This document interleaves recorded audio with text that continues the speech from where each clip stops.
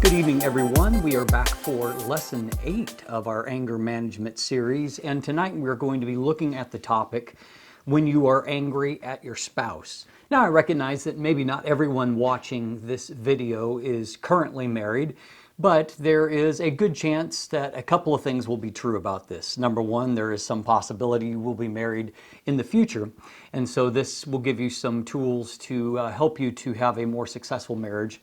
And then also, while we're focusing on marriage specifically as a relationship, as it's a very common relationship, also a very common source of anger, there's also the truth that some of these principles we're talking about can be applied to other relationships. And so I believe that for most of us, this is a lesson that will be beneficial. Today, our quote comes from Seneca, who said, "The greatest remedy for anger is delay." And a good one to remember. So specifically, we're talking about marriage. And, as if you've been married for a while, at this stage, I have been married for more of my life than what I was single. And so most of what I remember at this point in my life is from the point since I became married. Some people can't hardly remember being angry before they were married.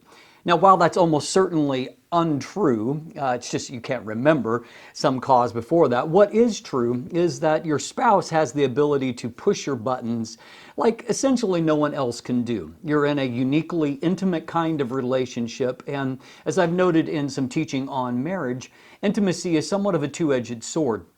While it enables you to have a deeper, more profound, more fulfilling relationship than you can in any other sense, it also means that no one knows how to hurt us quite like our spouse does because of that intimacy. They know more of our triggers, they know more of our vulnerabilities, they know those sore spots that if they're feeling somewhat malicious, they can push on.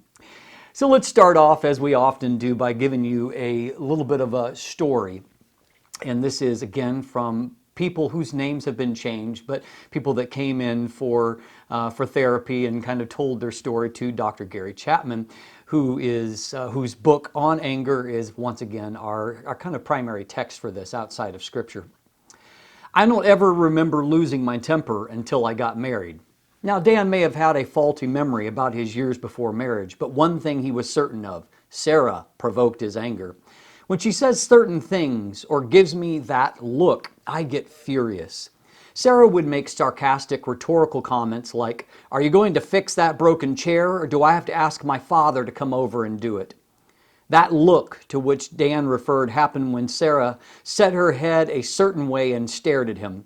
That look, he said, is worse than 1,000 condemning words. What I see in her eyes is, "I'm sorry I married you."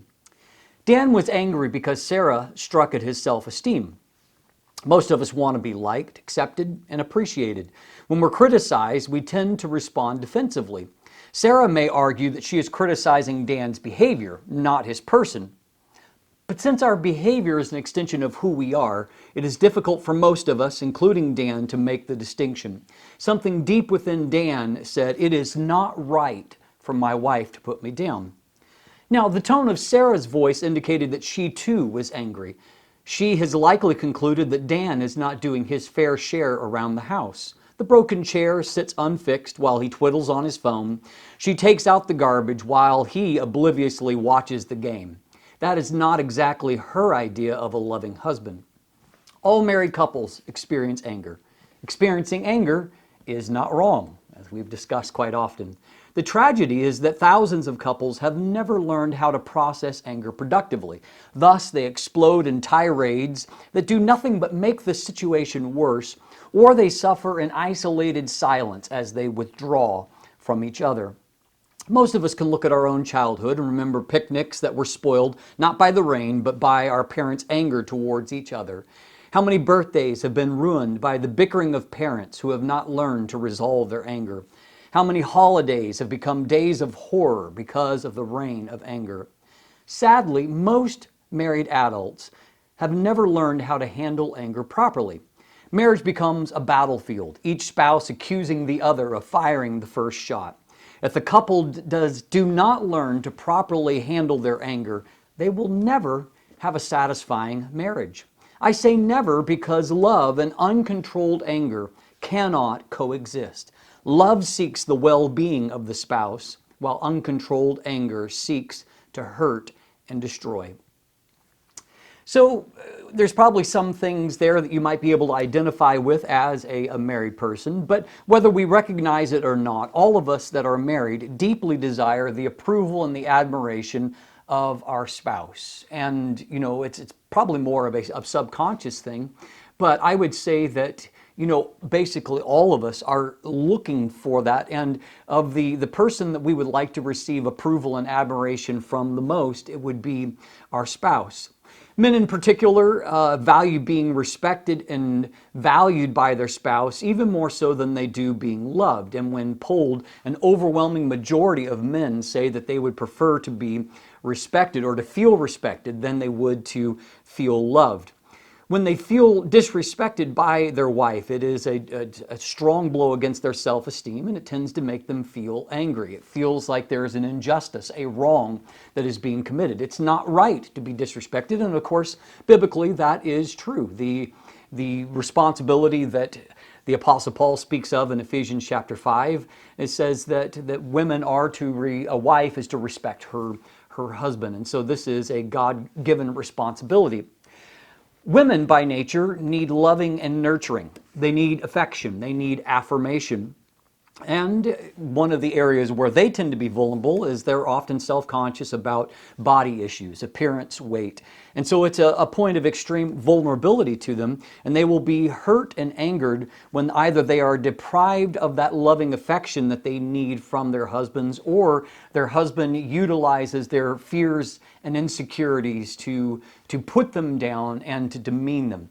And so husbands have a God-given responsibility, again from Ephesians chapter 5, to love their wives. In fact, to love their wives as they would their own body, respecting that nurture and that love that is needed from their spouse. Now, it's folly to make your plan for a successful marriage. Some people are naive enough to say, well, we're just going to make up our minds, we're always going to get along. Well, good luck with that. It's also folly to believe, unfortunately, as some people do, that if you marry the right person, you will always agree. And, our society is far too obsessed with the concept of, finding Mr. or Mrs. Right, more so than what they are and actually putting in any kind of work to make the relationship work. And so these naive approaches are not going to be successful. And here's the simple reason why. There are no perfect people, and that includes you. And so you are bringing imperfection into the marriage. Your spouse is bringing imperfection into the marriage. And because of the close contact, the intimacy involved in marriage, there are going to be moments when those flaws are revealed, and those imperfections are going to cause hurt, disagreement, disappointment in one another. So every married couple is going to experience moments of anger directed towards their spouse, and those that say that they've never experienced those moments probably aren't really being entirely honest or are wholly unaware of their own emotional response. So the question is, how can we properly process that anger so that it doesn't damage our relationship? We're going to go over 6 brief keys as a part of this lesson to anger management as directed specifically to your spouse. Now, you're going to feel some familiarity in some of these in that we're working with some basic sets of principles when it comes to anger management. But tonight we are focused on the unique application towards your spouse. So key number 1 is this, and that is to acknowledge the reality of anger. As we've said from our very first lesson, it is incredibly important to be able to admit to experiencing anger and to be able to acknowledge anger. And if we want to change the culture in our homes, we have to get beyond this point where we are emotionally dishonest about what we are experiencing, where we try to label anger as being anything but anger because we don't want to own up to experiencing anger. Anger is something that happens, and as we've determined in previous lessons, it is something that God has designed us to experience, and it is an appropriate response in certain situations. There are legitimate reasons to be angry at your spouse as a matter of course in your marriage. There will be genuine wrongdoings by your spouse. It doesn't mean that they're a terrible person, it doesn't mean that they're intentionally trying to do something destructive, but there will be moments where you will experience legitimate anger as a part of your marriage. And so point number one is that's okay. It's okay to experience anger. It's okay to have an appropriate response to those moments of injustice. Point number two is this: there will also be moments of distorted anger within your marriage. And those are stimulated most often by misunderstandings, to where you don't have all the data, all the information, and you are responding to what you think you know, when in fact you don't actually know what you think you know, if you tracked all of that. So putting this out in the open and allowing it to be an acceptable admission will allow both of you to better process your anger and to be honest about what is causing it. And so step number one is quite simple. It is to learn to be honest about anger. That it's okay to say to your spouse, I'm feeling anger towards you. And many people, that kind of sets them back. It takes them aback to say, well, I've never told my spouse that I was angry at them. That may be true. But what is also true is that you have experienced anger directed towards your spouse over time. So this is not about introducing some new variable of anger into your marriage. It's actually about introducing a new variable of honesty and emotional maturity into your marriage. It is normal to experience anger at your spouse. It's part of being human. It's part of the way that God designed us. And it's part of living life with each other. Sometimes we will feel conflicted over this, as if being angry with our spouse or them being angry at us somehow is indicative that we have lost love along the way. Oh, we have fallen by the wayside. I feel angry towards my case, my wife. Therefore, I don't love her like I used to. That's false. That's incorrect. And it's going to be even less likely to be true if we give space for anger to exist and to be properly processed within marriage. It will allow hurt to be resolved rather than to become a festering resentment that continues to poison a relationship. So as we've determined already, anger is not sinful. We do not need to condemn ourselves or condemn our spouse for experiencing anger. Anger can be legitimate. And it is important to have space within a marriage to acknowledge that anger does exist. And you know what? It's okay. The second key kind of builds upon that, and that is to agree to acknowledge your anger to each other. Our key word here is agree. It is fundamentally important, as it is with most marital potential sources of conflict, to have a conversation where you establish some kind of ground rules about that conflict when you're not in the heat of emotion. Very often couples only talk about things that they need to discuss, and they do it at the worst possible moment, when their emotions are flaring, they're extremely angry, and then they bring up issues and tend to bring them up in a hurtful kind of way where they're bludgeoning one another with them. The point here is to establish some kind of ground rules for being able to acknowledge your feelings of anger during a moment when you're not actually angry at each other, when situation is calm, where you can have a rational conversation about that. But the point here is that it's incredibly important to be able to identify and acknowledge to your spouse that you are feeling anger towards them without it seeming like a full-on attack. See, what often tends to happen is that when couples are angry at each other, they don't say that they're angry, but rather they show that they're angry. And typically it's through passive-aggressive behavior. It's just, little barbed words or, non-compliance or just doing little things to dig at or to hurt one another, and thus kind of making the other person guess as to why you're angry, guess that you are angry, and try to guess at the cause. And if you've ever been on the receiving end of this, I suspect that you may have, you know it to be very, very frustrating. So if you're angry towards your spouse, it is because he or she has done or said something that you deem inappropriate, or failed to say or do something that you expected them to do. In your mind, he or she has done you wrong. Your partner has treated you unkindly, unfairly, or inappropriately. You do not view their behavior as being loving. And so at that moment, the event, the inappropriate action of your spouse has become a barrier between the two of you. It is disrupting the fabric of your relationship. Your spouse deserves to know this, to be given a chance to resolve things and to make it right. The key point here that you need to take away from number 2 is that our spouse cannot work on a problem that they are unaware of. We can choose to wallow in our anger, or we can open the door to the problem being fixed. And by the way, a response when your spouse asks, genuinely, have I done something to upset you or to make you angry? And your response is, well, if you're not smart enough to figure that out, and then you add some kind of insult as a part of that.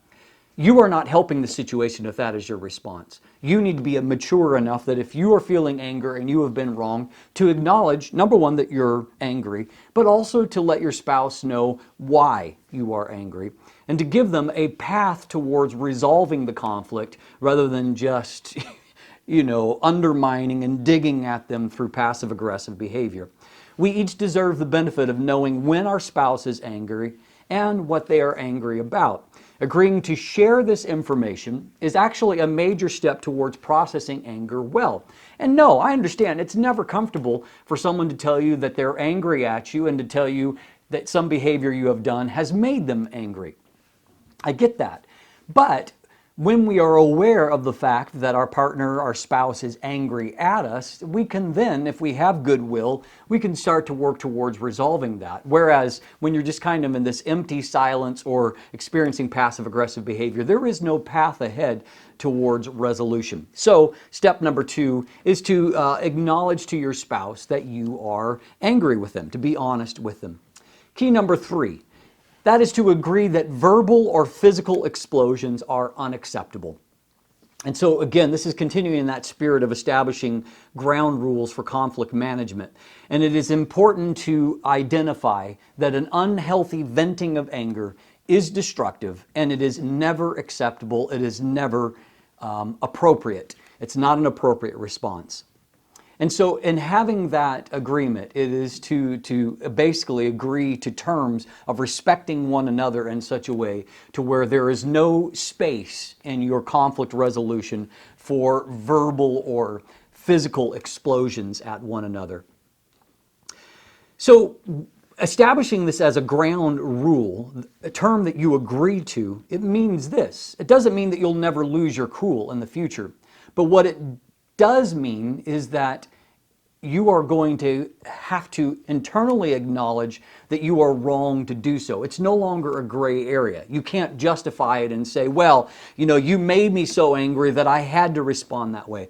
No, you have already both agreed that it's never going to be appropriate to respond in a verbal or physical explosion. And so what that does is that it takes that off the table, and if you cross that line, that you are wrong and that you have something that you need to resolve for. So one practical way to break this negative, practice of explosion, if it's become an unfortunate part of the culture of your home, is to agree that whenever one or the other begins to explode, the other will walk out of the room. And if that person just follows you, continuing to berate you, you will walk out of the house. And if they do that, you will start running if necessary, but you will not allow that to be an acceptable part of the dialogue.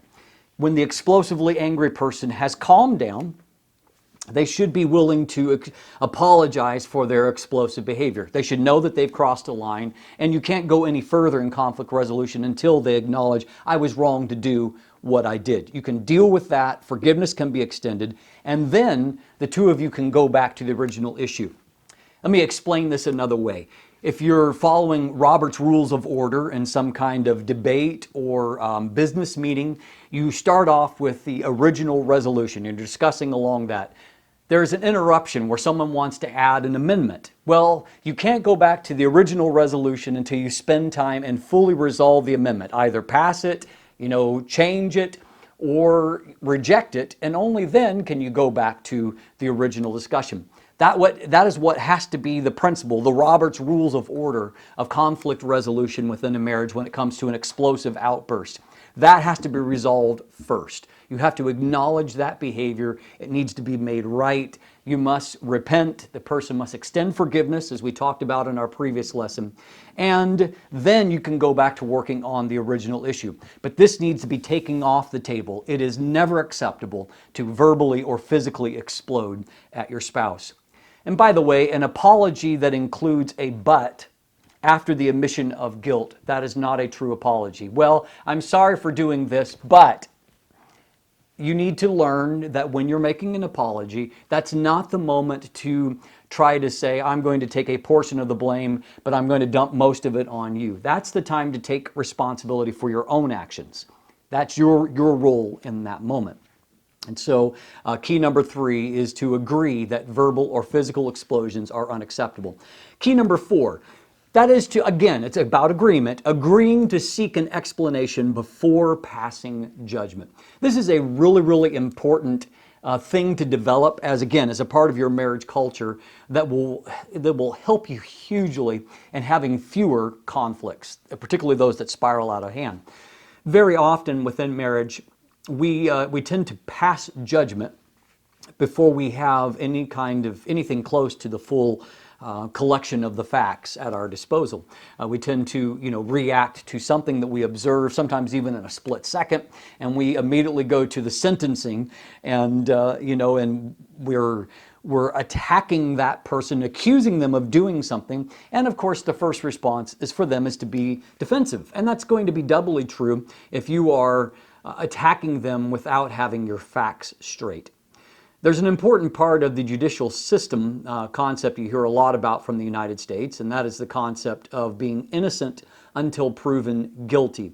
In other words, guilt is not to be assumed until justice has had an opportunity to determine the facts of the matter. We often, reverse that to where we treat our spouse as if they are guilty until proven innocent, and so doing that, does create a destructive culture within the home where people are less likely to, kind of reserve judgment, and as we heard from Seneca in the moment, to delay anger and anger's response until we get the facts. And if you don't do that, you're going to have a whole lot more, disruptions in your marriage where you are angry at each other, often on a very, very flimsy set of informations. Husband, for example, overhears his wife on the phone saying he's late and that she couldn't stand when he is late as he walks in. Well, he's angry because he's been working hard at getting home on time and was only 2 minutes late. And so he's angry because he assumes his wife is talking about him, and so he's ready to get at her, particularly because he feels defensive because he's been trying to work on something that has been a problem in the past. When he asks her about it later, however, she actually discovers that his wife was talking to someone about a friend's baby who had arrived 2 weeks late. And so it wasn't about him at all. Now, of course, this may not always be the case, but it is often the case to where we assume and we become defensive and we lash out, often when we don't even know what we're talking about, when something was not directed towards us at all. Point being is it's easy to get things wrong, particularly when you're already feeling defensive about something. We often attribute motives to our spouse that are completely off base, as if they're some kind of monster, rather than the person that we chose above all others to be our spouse. Jonathan was acting wisely when he said, I may really be misreading this, and that's why I'm asking for an explanation. It appears to me that you charged $300 at Macy's. I thought we agreed that neither one of us would spend over $100 without consulting the other until we get our debt under control. He was shocked by Bethany's response. Oh, darling, I can explain. Our section at work went in together and bought Betsy a retirement gift. They asked me to pick it up during my lunch hour since I was meeting Ginger at the mall. So I put the whole thing on my Visa, but they each gave me $20, and it's in my purse. I think I have around $300 there, and if that's true, my only part is to pay the tax. And so in this case, obviously some fact-finding avoided having what could have developed into a serious conflict, where Jonathan was wise enough to not assume he knew what was going on, but instead gave an opportunity for Bethany to provide the necessary information. So you can learn, if you'll actually practice it, you will learn to find there is a great benefit of seeking an explanation before making a final judgment. And it will contribute to you feeling a much more consistently loving environment within your marriage. Key number 5 is to agree to seek a resolution. So in the example we just gave, Jonathan's anger was quickly resolved when he realized that it was just a misunderstanding. But let's say that that's a simple explanation. Let's say that it's less simple.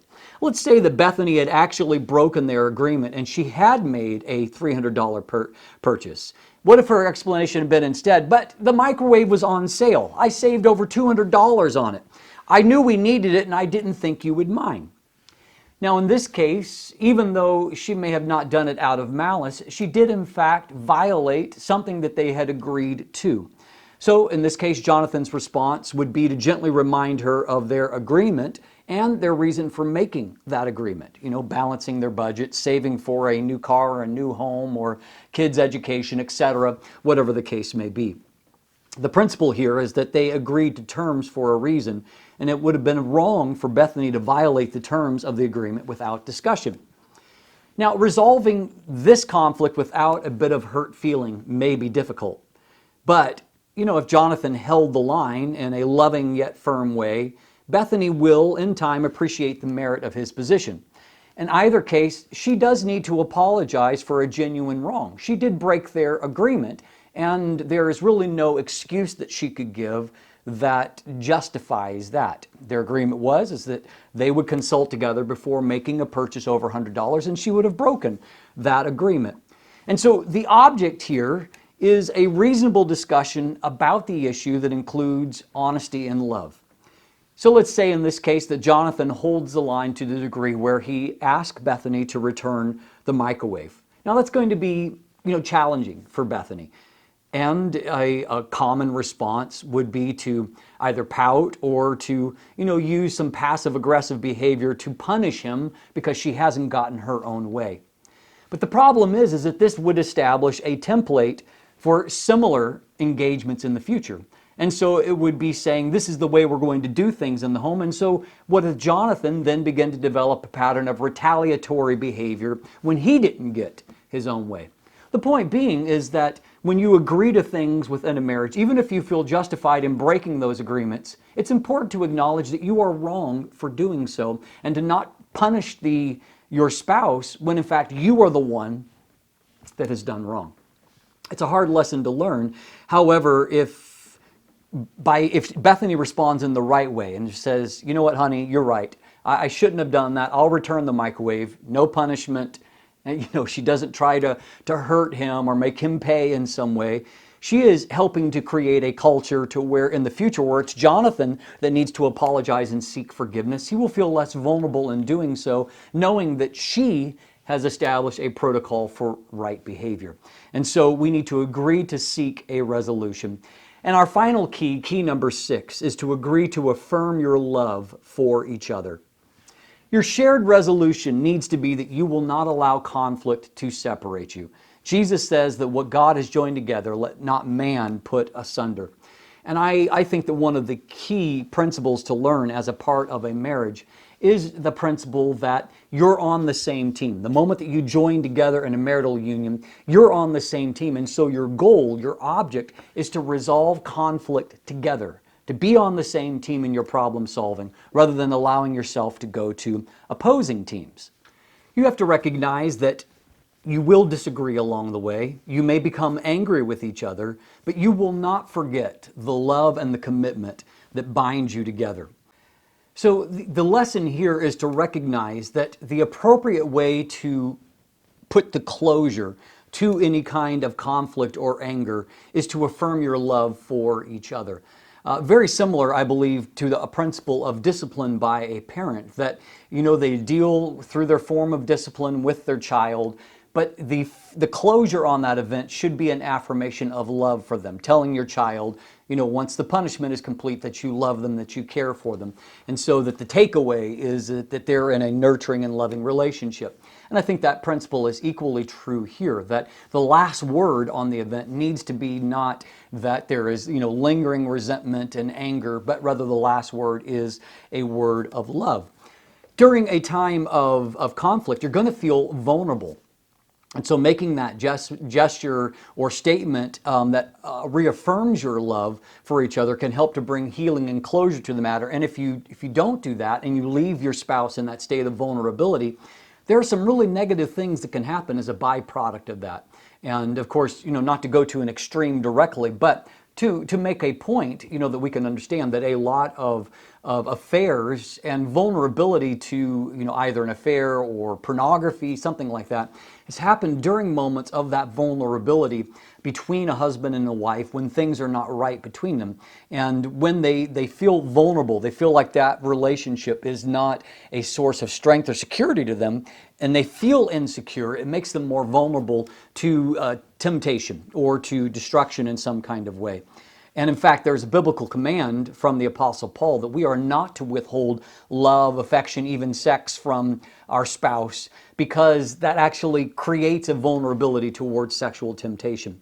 So withholding love and affection in this setting is guaranteed to prolong the encounter and often will just worsen it rather than resolving it.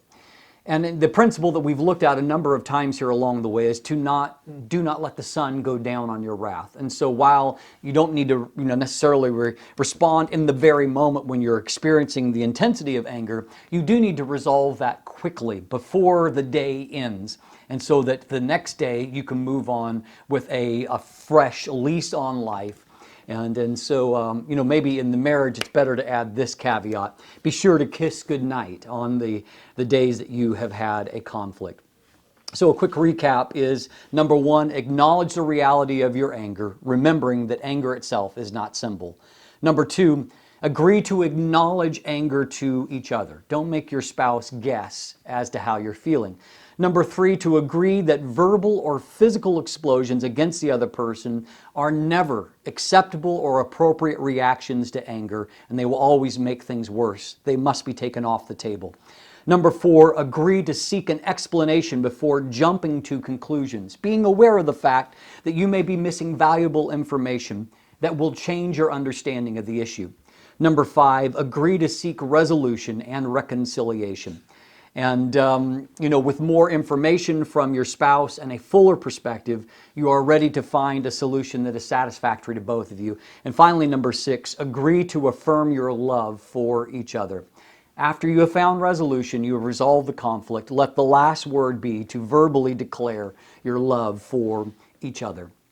Hopefully this has helped you today and will help you in resolving perhaps existing conflicts, but also in dealing with future anger episodes. And I strongly encourage you to have a conversation, particularly if you're watching with your spouse this evening, to have a conversation after the video is over and to maybe establish some of those ground rules, recognizing the truth of what you have heard tonight, and to establish that as a part of the culture of your marriage and work towards that. Understanding you're not going to execute it perfectly the very first time, but you set these goals and you stick to them to create a healthier culture within your marriage. Now, next week in our lesson, next Tuesday night, 7 p.m., we'll be talking about helping your children handle anger. And obviously, that's also a very, very important topic. God bless you. I pray that this has been of benefit to you and your relationship and the fabric of your union with your spouse. Have a blessed evening.